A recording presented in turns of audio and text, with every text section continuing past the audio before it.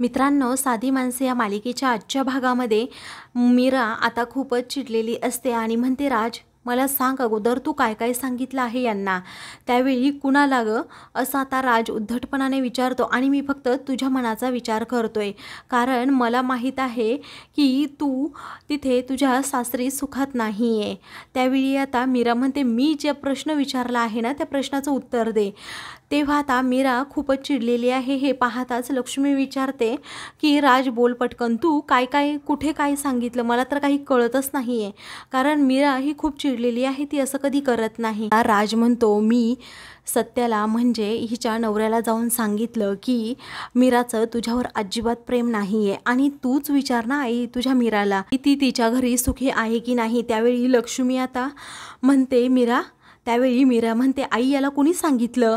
मग आता राज म्हणतो, आई तूच मधूला विचार ना. तेव्हा मधू म्हणते की मला काही माहीत नाही. तेव्हा आता राज म्हणतो, पण मला माहीत आहे ना. तेव्हा आता मीरालाच लगेच राज कोंडीत पकडतो आणि म्हणतो, हे बघ मी तिकडे सुजित कुमारला जाऊन सांगितलं फक्त तुझ्या भल्यासाठी. तुझा तो गुंडा नवरा अजिबात आवडत नाही, तो म्हणजे सत्या. त्याला कसली जाण तरी आहे का. तेव्हा आता मीराला खूपच राग येतो. तेव्हा लक्ष्मी आता रागात राजकडे जाते आणि त्याच्या कानाखाली मारते. त्यानंतर राज म्हणतो, आई तुम्हाला कितीही मार, परंतु लग्नाच्या दिवशी तो दारू पिऊन रिक्षा चालवत होता. लग्नाच्या दिवशी त्याला बेड्या घातल्या होत्या, हे तुला माहीत आहे ना. ताईला तो सत्या कधीच आवडला नाही आणि आता लग्न झालंय ना म्हणून ती शांत आहे. फक्त लक्ष्मीला अजूनच राग येतो. अगं मी तर म्हणतोय त्यांचं अख्खं खानदानच खराब आहे, कारण पहिला पोरगा लग्नातून पळाला आणि दुसरा हा बेवडा, असं म्हणून तो खूपच बोलू लागतो. आई मी तुला सांगतो की तो सत्य आहे ना, मीराताईचा नवरा, त्या नवऱ्याला त्याची आई कधीच मुलगा मानत नाही, फक्त पनवती करत असते. आणि त्यापेक्षा तो सुजित कुमार बरा, कारण त्याच्याबरोबर जर हिने लग्न केलं असतं तर पैसा, प्रॉपर्टी आणि त्याचं प्रेमसुद्धा हिच्यावर होतं. अजून एक सांगू का, ताईचं आणि त्यांचं लग्न झालं असतं तर आपण आज खूपच मजेत असतो. आणि तिकडे काय, मुलं तर मुलंसुद्धा तशीच आणि त्यांचा बापसुद्धा तसाच. अरे तो माणूस तर खुनी आहे, खुनी, कारण त्यानेच आपल्या दादांना मारलं आहे. आणि ताई अगं तू त्या माणसाबरोबर दे का, आता दादा नाही आहे तर मग मी आहे ना घरातील कर्ता पुरुष. तेव्हा आता मीराला खूपच राग येतो. ती म्हणते, राज बस झालं आता, मी एकही शब्द ऐकून घेणार नाही. अरे तुला माहीत आहे का, तो सुजित कुमार मला किडनॅप करून घेऊन गेला होता. माझ्या बाबतीत काही बरं वाईट होऊ नये म्हणून सत्यजितने मला वाचवलं होतं. अरे तुला माहीत आहे का, जेव्हा तू त्यांची बाईक चोरी केली होती तेव्हा तू इथे नसता. त्यांनी जर कंप्लेंट मागे घेतली नसती तर आता तू जेलमध्ये असता. अरे त्यांनी दादाला मारलं नाही, तू दादांना काही पण वाईट साईड बोललास आणि मग दादा हे घरातून निघून गेले. अरे ते पूर्णपणे खचून गेले होते, त्यांना माहीत सुद्धा नव्हतं ते नक्की काय करतायत आणि कुठे जात आहेत. आणि मग ते जाता जाता त्या ट्रेनच्या रुळावर गेले, असं म्हणून ती आता खूप रडू लागते. आणि राजजवळ जात त्याला चांगलीच सुनावत म्हणते की जे काही झालं ना त्यामध्ये सत्यजितच्या वडिलांची म्हणजे माझ्या बाबांची काहीही चूक नव्हती. अरे खूप सच्चा माणूस आहे तो, कारण त्यांच्या जागी दुसरं कोणी असतं तर अजिबात हे सत्य सांगितलं नसतं की माझ्याच ट्रेनमुळे हे सगळं काही झालं.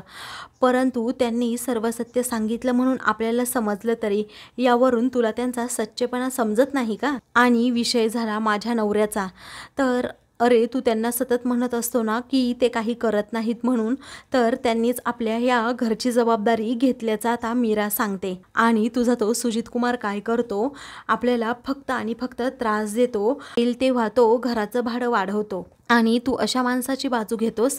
अरे तुला वेड लागले का, माझा नवरा कसाही असो परिस्थितीमुळे त्याला वाईट व्यसन लागलं असेल. अरे त्या लग्नाच्या दिवशी तो माझा हात मागायला आलाच नव्हता, त्याच्या वडिलांच्या एका शब्दाखातर त्याने माझ्याबरोबर लग्न केलं. त्यानंतर ती बजावूनच सांगते, हे बघ माझ्या नवऱ्याविरोधात एक शब्द देखील आता तू इथून पुढे बोलायचा नाही, कारण तो माझा नवरा आहे. या घराची तू अजिबात काळजी करू नको, कारण हे घर सांभाळण्यासाठी आम्ही दोघे समर्थ आहोत. असं म्हणून मीरा लक्ष्मीला विचारून आता घरी जायला निघते.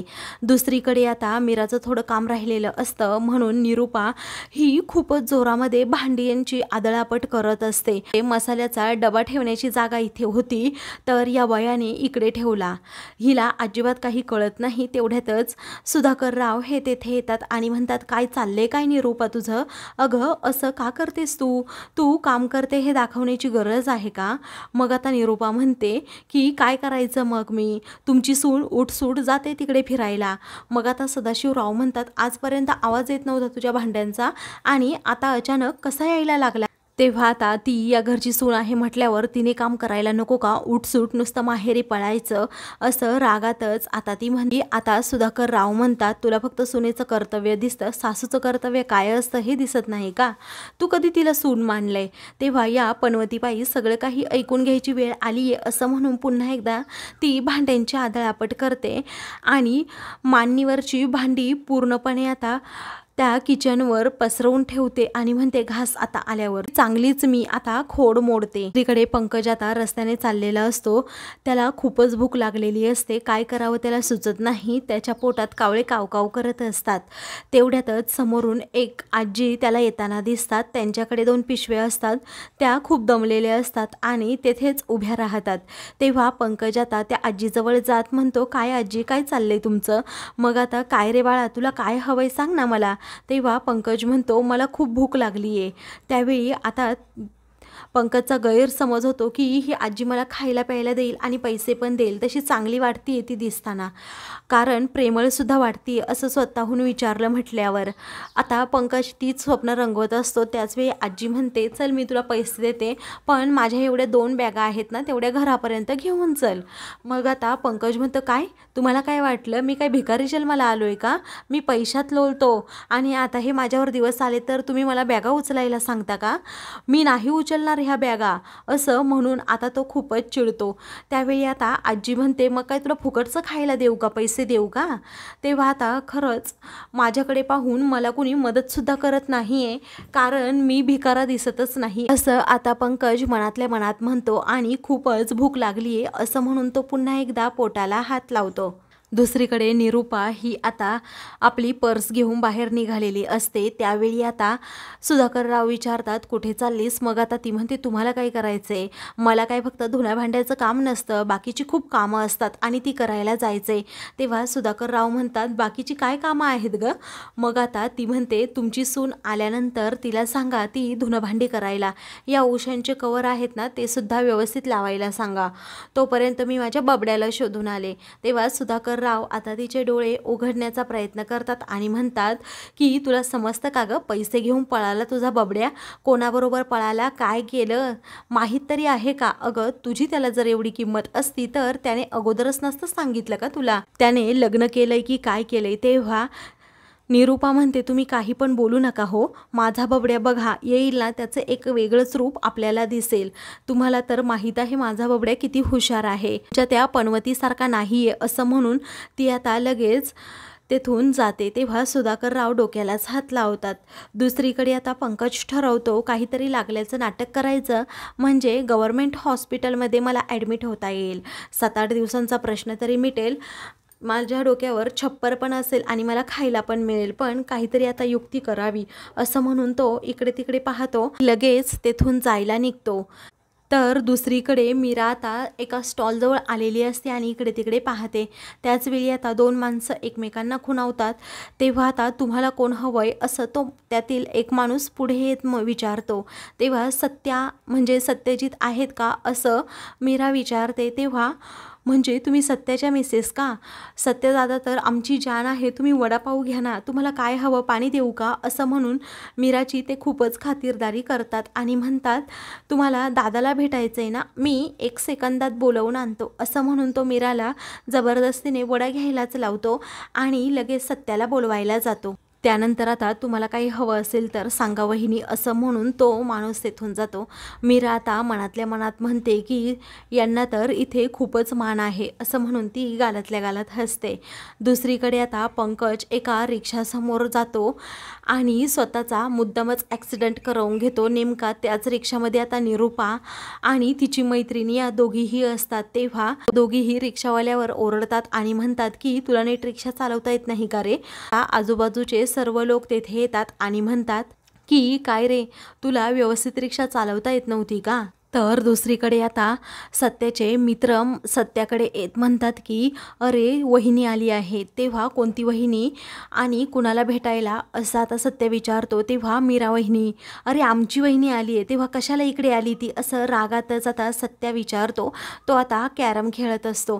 त्याचवेळी सत्य म्हणतो तिला सांग जायला. मग आता त्याचे मित्र सारखे मीराकडे जातात आणि तुम्ही इथून जा असं म्हणतात. मीरा म्हणते त्यांना माझा निरोप द्या की तुम्ही आल्याशिवाय मी अजिबात जाणार नाही म्हणून. त्याचे मित्र सारखे बाहेर येतात आणि आतमध्ये जातात. त्या दोघांचाही एकमेकांना निरोप देतात. नाईलाजाने आता सत्याला बाहेर यावंच लागतं. मग आता तो तिचा हात पकडतो आणि म्हणतो काय आहे. सत्यापुढे तर मीरा मागे असे ते दोघेजण चाललेले असतात. तेव्हा आता सर्वजण त्या दोघांकडे पाहतच राहतात. तर आता मित्रांनो, पुढील भागामध्ये मीरा आणि सत्या घरी येतात. तेव्हा बघ ना, ही अशी काय वागते असं सत्या आता तिची तक्रार करत म्हणतो. त्यावेळी मीरा म्हणते ज्या ठिकाणी बायकोला घेऊन जाण्याची यांना लाज वाटतेय त्या ठिकाणी हे जातातच का, मला असं विचारायचंय. तेव्हा आता सत्य म्हणतो कोणत्या ठिकाणी ग. ही आता रूममध्ये जातात. तर सदाशिवराव म्हणतात तुम्ही तुमचं पहा काय करायचं ते. त्यावेळी सत्य आता काहीतरी बोलणार असतो. मग आता मीरा त्याच्या तोंडावर हात ठेवते. अशाच मालिकेंचे पुढील भाग पाहण्यासाठी चॅनलला सबस्क्राईब